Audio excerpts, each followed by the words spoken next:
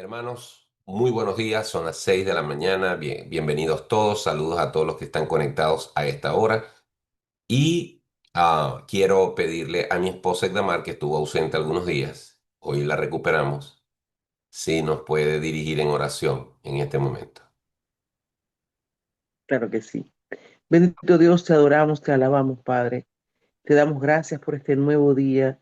Gracias por la oportunidad que nos das, Señor, de poder estar aquí para adorarte, para escuchar tu palabra, para orar los unos por los otros, Señor. Te ruego, Padre, que tú puedas dirigir este tiempo que sea de bendición para cada uno de nosotros. Te ruego, Señor, que la palabra, que lo que el pastor vaya a decir, Señor, sea inspirado por el Espíritu Santo. Amén, Toca nuestros corazones, Padre, en esta mañana. En el nombre de Jesús te alabamos, te bendecimos y te damos gracias. Amén. amén, amén. Bueno, saludos a todos, a los que se han conectado recientemente, después de las 6. ¿Cuántos de ustedes en alguna oportunidad no se han sentido incómodos, molestos, irritados, ofendidos porque alguien los ha juzgado? Y usted ha expresado esta frase: ¿quién eres tú? ¿Quién eres tú para juzgarme? O cuántas veces usted, queriendo hacer algún tipo de comentario o consejo o crítica, como sea, usted le ha dicho a alguien algo y esa persona le ha contestado de esa manera. ¿Quién eres tú? Diría un maracucho, ¿quién soy vos para juzgarme? ¿Les ha pasado eso en alguna oportunidad? Tanto a la ida como a la venida. Claro. ¿Ok? ¿Y cómo se han sentido? O sea, me gustaría, Lía, si tú que dijiste es claro, si lo has hecho, es decir, si alguien te lo ha dicho a ti o tú se lo has tenido que decir a alguien. En ambas direcciones, porque tendemos mucho a juzgar, o sea, mi verdad es mi verdad y el otro está equivocado, y más si somos maracuchos más rápido. Ujú. Entonces, obviamente van a haber verdades o declaraciones que nos van a molestar o que vamos a molestar a otro. Muy bien, Creo que lo más doloroso es cuando no es verdad. claro, Cuando no es verdad, eso nos duele, porque si fue que uno metió la pata o dijo algo mal dicho, bueno, uno sabe que la culpa es de uno y se maneja de otra manera. Uno se disculpa o uno analiza por qué lo hice así, pero cuando no has hecho nada absolutamente y te acusan de algo que tú no te imaginabas que te estaban jugando por ahí, entonces eso duele y te quedas como vulnerable. claro, muy bien. ¿Y no les ha pasado que hay personas que dicen, a mí la única persona que me puede juzgar es Dios? O por ejemplo, les ha pasado que algunas personas dicen con cierta ligereza, "Am- yo estoy tranquilo porque, o tranquila, porque a mí me va a juzgar es Dios". ¿Han oído esa expresión alguna vez y qué opinan de esa expresión? Cuando alguien dice, como con cierto alivio, a mí quien me va a juzgar es Dios. Tanto una persona creyente como no creyente. ¿Han oído esa expresión? ¿Qué piensan de eso?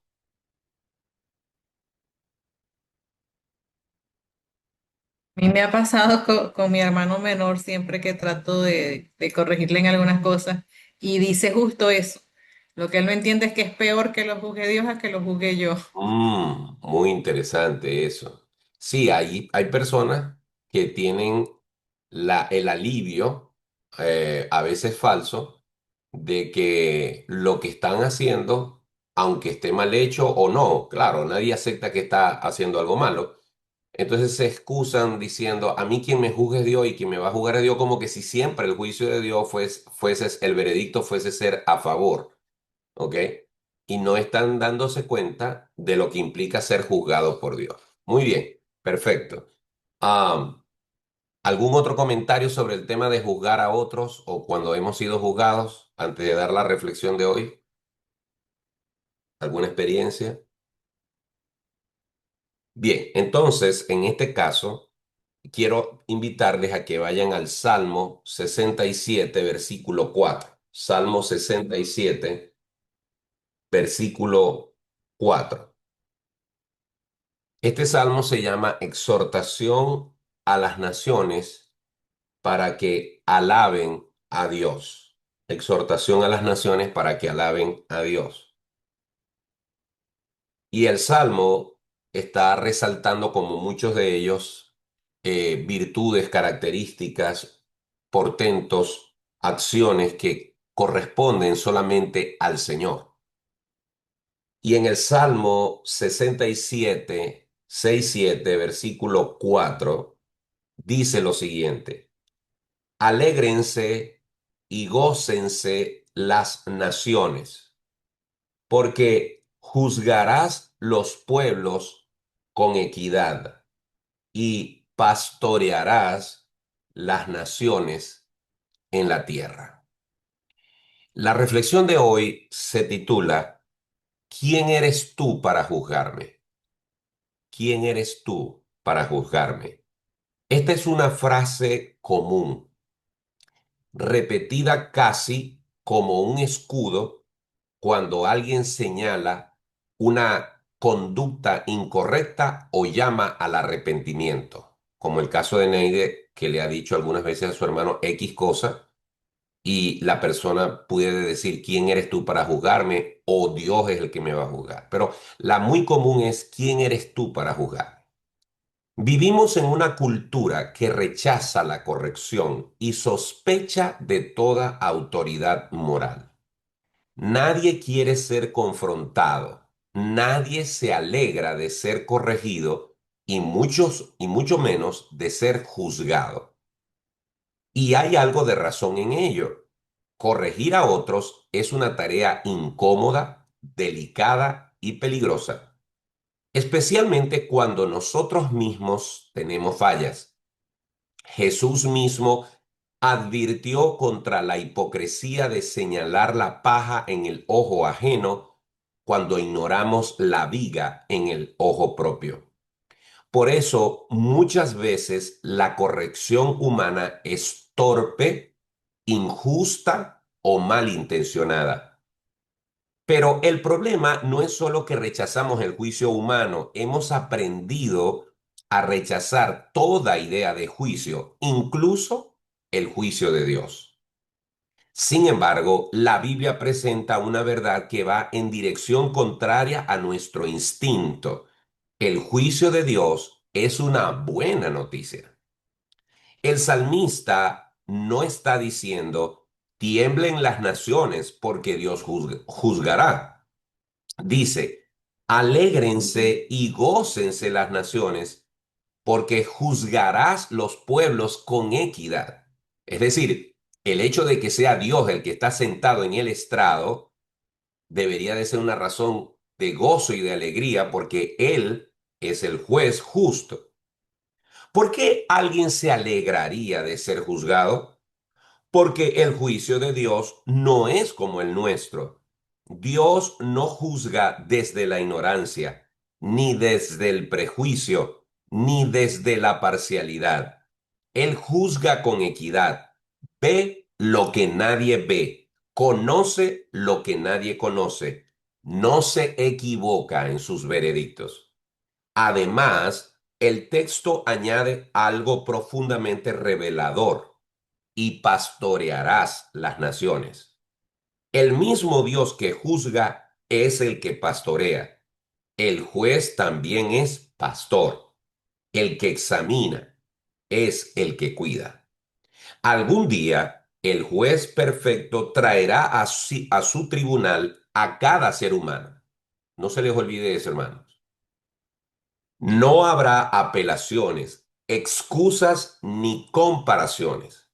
Y si alguien osa preguntarle a Dios: ¿quién eres tú para juzgarme?, la respuesta no será defensiva ni insegura. Será la misma con la que Él se ha revelado desde la eternidad: yo soy el que soy. Santo, santo, santo. A veces yo pienso que la gente impía de este tiempo, que se burla de Dios, que se rebela contra Dios, que es contumaz, que es que tiene esa actitud retadora a Dios. Los ateos, los que no son ateos, pero se burlan de Dios y de su santidad, de todo lo que Él significa. A veces pienso que esas personas cuando estén en el juicio final, cuando se vean perdidos, lo único que les quedará incluso es decirle a Dios, ¿quién eres tú para juzgarme? Y Él les dirá esa frase, yo soy el que soy, el santo, santo, santo, el perfecto, el que tiene toda autoridad para ejercer sobre ti el juicio eterno. Y aquí, en esto, está la esperanza para el creyente, porque este juez es nuestro Dios. Un Dios que no solo juzga, sino que justifica. Un Dios que no solo examina, sino que también redime. Un Dios que en lugar de condenarnos, entregó a su propio Hijo para pagar con nuestra culpa. Por eso el juicio de Dios no nos aterra, nos consuela. No porque seamos inocentes, sino porque hemos sido justificados en Cristo. El juez es el mismo que nos pastorea hoy en la tierra y nos guardará por la eternidad. El mundo le teme a un Dios que juzga porque no conoce a un Dios que salva. Pero quien ha sido alcanzado por la gracia puede decir con paz, me alegra saber que mi juez es Dios. Y ahora la pregunta inevitable, honesta y necesaria de esta mañana es la siguiente. Hermano, ¿a ti te alegra saber que es Dios el que te juzgará? Porque solo quien ha confiado en el buen pastor puede esperar con gozo el día en que el juez justo pronuncie su veredicto final. El juicio de Dios no asusta a quien ha sido alcanzado por su gracia. En Hechos 17:30, y con esto termino, dice, pero Dios, habiendo pasado por alto los tiempos de esta ignorancia, ahora manda a todos los hombres en todo lugar que se arrepientan, por cuanto ha establecido un día en el cual juzgará al mundo con justicia por aquel varón a quien designó, dando fe a todos con haberle levantado de los muertos.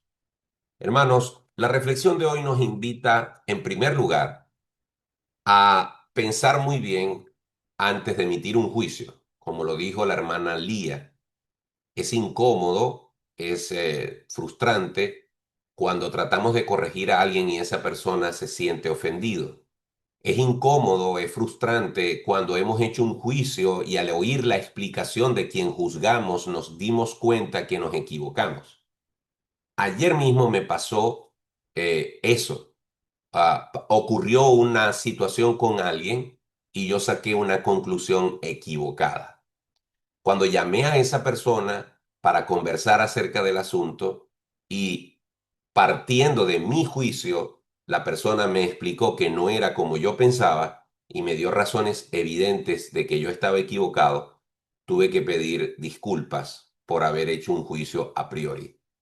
Definitivamente tenemos que ser menos ligeros, menos inclinados a sacar conclusiones propias antes de tener todos los elementos en la mano. La Biblia dice, juzgad con justo juicio. Pero también es incómodo, como decía también la hermana Lía, cuando alguien te señala, cuando alguien te acusa, cuando alguien te dice algo. Por ejemplo, hace unas semanas conversando con alguien por teléfono, con un hermano que estaba molesto, que estaba disgustado, cuando hurgué, cuando pregunté qué era lo que estaba pasando, ese hermano llegó a la conclusión que algo que yo había dicho desde el púlpito había sido algo que yo había dicho para él. Parece ser que él tuvo una conversación con alguien, conversación de la que yo nunca supe nada, y esa persona, cuando me escuchó decir lo que dije desde el púlpito, que cabía para su problema que le había contado a alguien, él pensó que la otra persona me había dicho algo a mí, que yo iba a caer en la bajeza de usar el púlpito para dirigirme a él cuando eso jamás lo haría yo. Y esa persona estaba con una raíz de amargura desde hacía muchos meses porque pensaba que yo había hecho eso. Cuando pudimos conversar y yo le demostré y le aseguré que yo no estaba al tanto de esa situación, aquella amargura se fue y todo se tornó más bien en él pedirme disculpas a mí. Así de incómodo también y de terrible es cuando hacemos un juicio sin tomar en cuenta y lo recibimos nosotros como víctimas. Pero aquí el punto también es la actitud que algunas personas tendrán o pueden tener para con Dios o cuando son llamados a capítulo, siempre se ponen a la defensiva y dicen, ¿quién eres tú para juzgarme? Y disculpen que use tantas experiencias personales, pero también tuve aquí en mi oficina a alguien que le tuve que llamar la atención por algo que evidentemente estaba mal. Y esa persona en una actitud altiva me dijo, quién es usted para llamarme la atención? Yo le dije, bueno, yo soy el pastor de la iglesia y tú eres alguien que se está congregando con nosotros y Dios me ha puesto aquí como autoridad y yo tengo que llamar la atención. Esa actitud altiva, esa actitud en la que pensamos que estamos en una burbuja de justicia propia y que nadie puede penetrar, también es una muestra de una altivez tal en la que mucha gente cree que por el hecho de que Dios lo va a juzgar, siempre el juicio de Dios va a ser positivo, cuando realmente esa persona puede ser condenada si no está cubierta con la justicia de Cristo. Y esto es muy importante destacarlo. La justicia de Cristo es la única forma de que podamos estar en paz cuando sepamos que algún día nos tendremos que presentar delante del Señor. Si no es la justicia de Cristo la que nos cubre, si no es la obra de Cristo la que ha hecho el trabajo en nosotros de hacernos salvos, de hacernos justos delante de su presencia, estaremos en terribles problemas. Nos quedan unos 4 minutos y si hay alguien que quiere darnos algún tipo de feedback de esta reflexión, están abiertos los micrófonos. Tenemos que ser breve para darle oportunidad a varios. Neide. Pastor, esto me recuerda a cuando David censó al pueblo, que el profeta le habló de tres posibles castigos que él debía recibir o podía recibir. Y cuando él le tocó escoger cuál castigo recibir, él dijo que prefería el juicio de Dios. Ujú. Decía acá, está en segunda de Samuel 24. Muy bien. 24:14 dice, entonces David dijo a Gad, en grande angustia estoy, caigamos ahora en manos de Jehová, porque sus misericordias son muchas, mas no caiga yo en manos de los hombres. Exacto. Eso era lo que... David prefirió el juicio del juez justo, del Dios justo que conocía su corazón, antes que el juicio de los hombres. Excelente ejemplo, Neide. Muy amable. Gracias. ¿Alguien más quisiera hacer algún comentario sobre esta reflexión? Sobre el juicio que Dios puede hacer. Yo creo que cuando la gente dice que solamente Dios puede juzgarme, es porque muchas veces en ese concepto de Dios es amor, Dios no castiga, Dios, la gente dice Dios no me va a castigar, Dios no. Y creo que ahí diría yo que es el inicio del problema. No me juzgue creyendo que el juicio de Dios va a ser más liviano que el juicio humano, porque Dios es en esa percepción de que Dios es amor y que no hay castigo, que no hay consecuencias negativas de lo que yo haga. Y creo que quería comentar sobre eso, porque creo que ese es el principio de ese problema. Sí, hay un contexto, sobre todo cuando a los pastores o a alguna persona le toca llamarle la atención a alguien sobre una conducta casi siempre en el aspecto moral, adulterio, fornicación, homosexualidad, licor, vicios, etcétera. Cuando uno confronta a la persona con este tipo de conductas que son tan pecaminosas como el chisme, la amargura, en fin, la contienda, la envidia. Pero vamos a estar claros, los pecados morales siempre hacen más ruido que los otros. Y cuando uno trata de abordar la moralidad de otra persona, ya sea por su conducta sexual o por su comportamiento con el sexo opuesto, etcétera, en la liberalidad, en fin, en esa área hay mucha sensibilidad. Entonces, cuando tú le llamas la atención a una muchacha que está saliendo con alguien que no es creyente, o con un muchacho con una muchacha que no es creyente, cuando hablas con un hombre cristiano que lo confrontas con su pecado de adulterio, o con una mujer con su pecado de fornicación, casi siempre la gente se pone a la defensiva.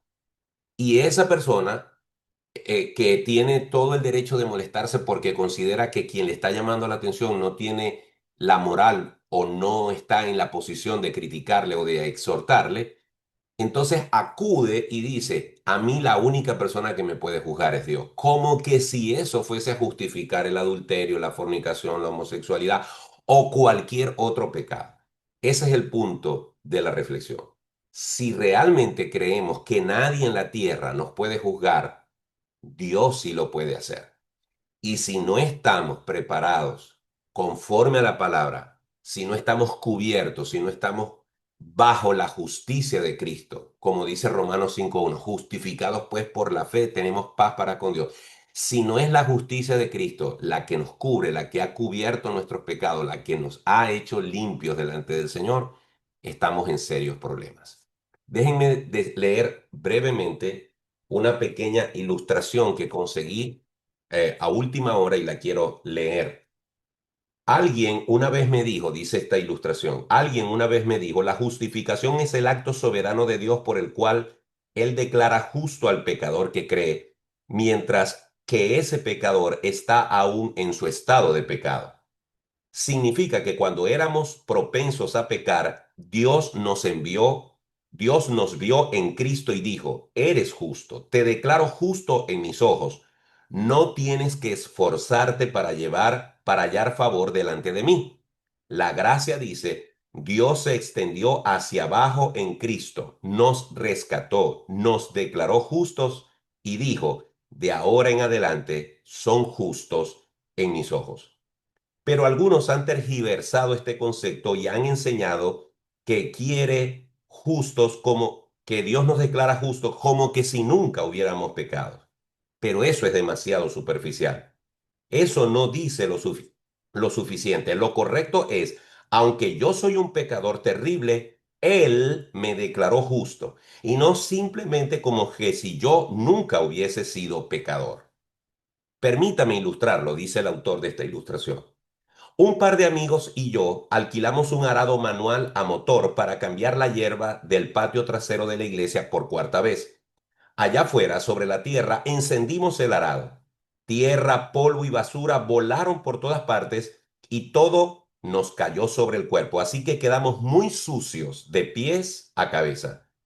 Terminamos y yo entré a la ducha y abrí la llave. Me bañé y me sequé. Podía haberme ido al espejo y haber dicho, es como que si nunca hubiese estado sucio.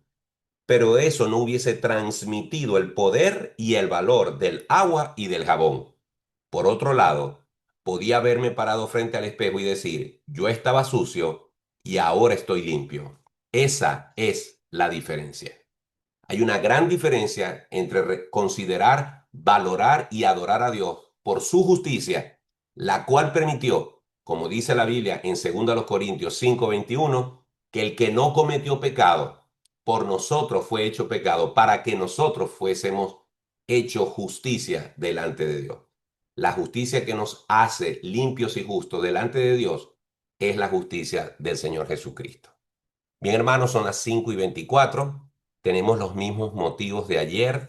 La hermana Neide me compartió que la hermana Mariela le dijo, ya Mariela nos compartió su testimonio antes de comenzar este día, de que ya Atilio fue operado, le fue removido gran parte del tejido, está en un proceso de biopsia de otras lesiones que consiguieron dentro y vamos a seguir orando por nuestro hermano Atilio y también vamos a seguir orando por Ruth Esther. Me gustaría escuchar brevemente, vamos a orar también por Alicia, la mamá de la hermana Vilma. Anoche estuvimos orando por ella en la célula de nuestra iglesia. Y quisiera saber si hay alguien aquí que tenga algún motivo para compartirlo con nosotros. Tenemos el caso del señor Alexis, también el tío de También el caso Alexis. de Alexis, muy bien. ¿Alguien más? Ok, como hoy nos extendimos bastante y siempre en este tipo de situaciones yo prefiero orar para no invertir mucho tiempo en repartir los motivos, entonces permítanme orar a mí antes de terminar. Oremos. Nuestro buen Dios y Padre Santo, te damos gracias en esta mañana porque a la luz de tu palabra, evidentemente sabemos que algún día va a haber un juicio. Y algún día tú abrirás los libros y cada ser humano tendrá que presentarse delante de ti. Todavía no sabemos con exactitud cuál va a ser el procedimiento. Tu palabra nos revela acerca de uno o varios juicios, pero lo que sí sabemos es que cuando nos presentemos delante de ti, la justicia de tu Hijo Jesucristo nos librará de ser condenados. Cuando tengas que juzgarnos, verás a Cristo pagando por nosotros en la cruz. Y cuando mires a Cristo, verás nuestros pecados cargados sobre él. Qué alivio, qué gozo, qué alegría, Señor, representa para nosotros saber que estamos encapsulados, guardados, librados de tu juicio terrible, porque hemos sido escondidos en Cristo Jesús. Padre, te rogamos que convenzas de pecado, de justicia y de juicio a muchos amigos y familiares a quienes le predicamos la palabra tuya y muchos de ellos no la aceptan. Permite que ellos no confíen más en sus obras ni en su justicia propia y que no tengan que presentarse delante de ti con sus propias obras porque lamentablemente serán condenados. Ayúdalos a comprender que solamente Jesucristo les puede dar vida eterna. Padre, en esta hora queremos clamar y suplicarte por Ruth Esther, esta niña que ha estado padeciendo de esta enfermedad terrible. Ten misericordia de ella y haz un milagro portentoso en su cabeza, en su cuerpo. Tú eres el único que lo puedes hacer y clamamos, suplicamos para que tú lo hagas, para que te muevas, para que te plazca, Señor, mover tu dedo a favor de ella. Al igual que su papá con sus problemas de los riñones, al igual que su mamá que tiene que trabajar para sostener todo el hogar. Ayúdalos, oh Señor. También te rogamos por nuestro hermano Atilio. Gracias por haberle permitido pasar por este procedimiento quirúrgico. Ahora su vida, su salud está en tus manos y te pedimos, oh Señor, que permitas que él pueda recuperarse por completo. También te queremos seguir pidiendo por Alexis y su familia, el tío de Alexia allá en Miami. Ten misericordia de esta familia y provéeles de todo lo que necesitan. Amado Dios, queremos también presentar a nuestra hermana Alicia allá en Georgia. Esta mujer ya anciana que con esta fractura en su muñeca necesita ser operada. Tú sabes la circunstancia de sus huesos.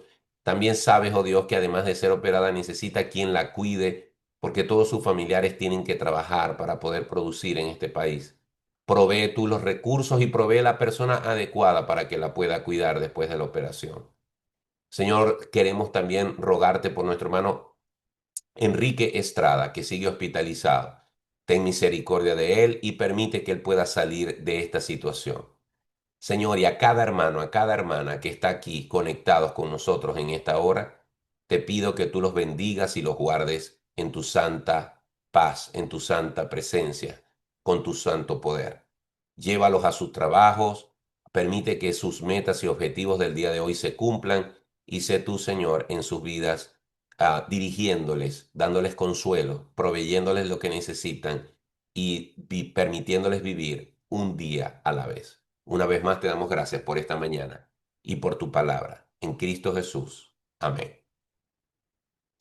Bien, hermanos, antes de terminar, quiero recordarles que no me han dicho nada de sus cumpleaños y no sé si alguien ha cumplido años, está cumpliendo años y a mí me gusta felicitar a la gente por su cumpleaños, así que me gustaría compartir. Solamente creo que la hermana Vera y alguien más compartió la fecha de su nacimiento, así que le pueden escribir a Neide o a mí para yo saber su cumpleaños. Segundo, la próxima semana Del lunes a viernes estaremos desarrollando el tema, diversos temas sobre el Espíritu Santo.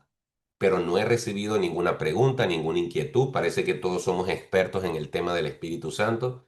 Pero sí me gustaría que me compartieran, que me dejaran saber alguna inquietud para yo poder encauzar el tema del Espíritu Santo de una manera que le pueda ser de beneficio a todos. Eso es lo que vamos a hacer la próxima semana. Y repito, seguimos abiertos a sugerencias. Envíen sus motivos de oración a la hermana Neide. Y nada, si ustedes quieren prender ahora su cámara para hacer el respectivo print screen, entonces les tomo una fotico. Voy a esperar unos segundos. Allá va Mariela en su autobús, creo. Mariela Salazar. Ok, voy con el print screen ahora. Ya lo tomé. Hermanos, feliz día. Dios les guarde. El Señor les bendiga ricamente. Pórtense Feliz bien. día. Chao. Chao, chao.